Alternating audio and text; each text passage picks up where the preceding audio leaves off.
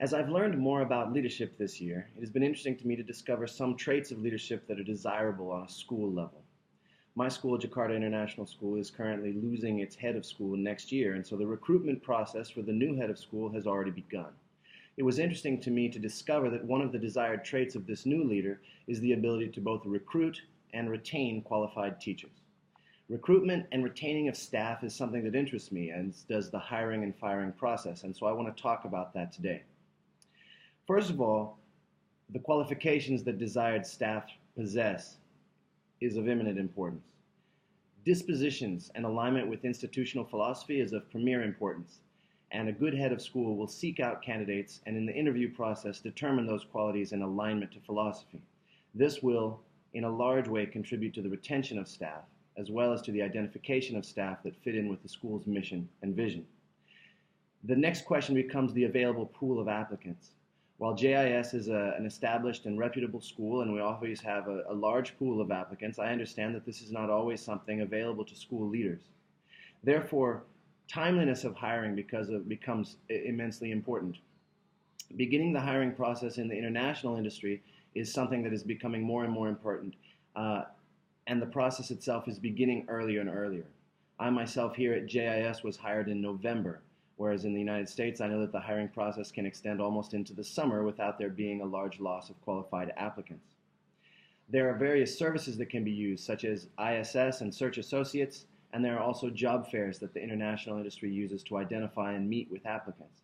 However, in talking to school leaders and principals, I've determined that it is extremely difficult to gauge the qualifications of a person in a 20-minute interview or even less. Therefore, multiple interviews are sometimes arranged, especially for candidates that are going to have leadership positions in a school. Headhunting is also something that can take place, and this issue of personal connections and knowledge of candidates is something that interests me. While you could argue that this is almost nepotistic and that there can be kind of an inbreeding or a collegial atmosphere that comes from other schools, heads of school and principals have assured me in conversations that in fact this is a way of reducing risk and reducing the probability that someone will be unhappy and will leave. Having a personal connection to someone who's applying to the school is something that my school seeks out, and indeed the head of school regularly asks us if we know any qualified teachers that would work and fit in well at our school. The interview process at GIS also involves 3 interviewers, the principal involved, the head of department, and then always a third person, sometimes a teacher, sometimes a counselor. This allows 3 views on the person's interview and allows people to ask questions. We have a general pool of questions. I know that in the United States, at least in California where I'm from, there were legally required questions that had to be asked of all candidates, the same questions. This is not true here, and therefore the interview process can be more fluid and can focus in on areas of interest or areas of concern that arise during the interview. In terms of retaining staff, this becomes more difficult, especially in an international context.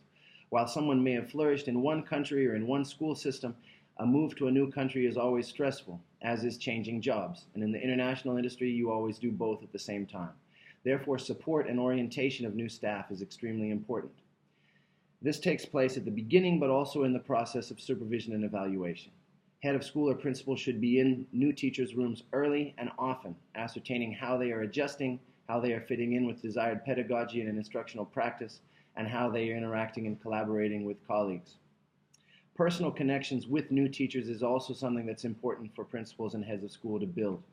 Orientation and social activities as the school year progresses and check-ins mid-year are also important. Especially in an international context, housing and support, medical benefits, and things of this nature become important for people who've moved overseas with their families. The same would be true in the United States for people who move within or between regions. I think it's also important to treat people well on their way out.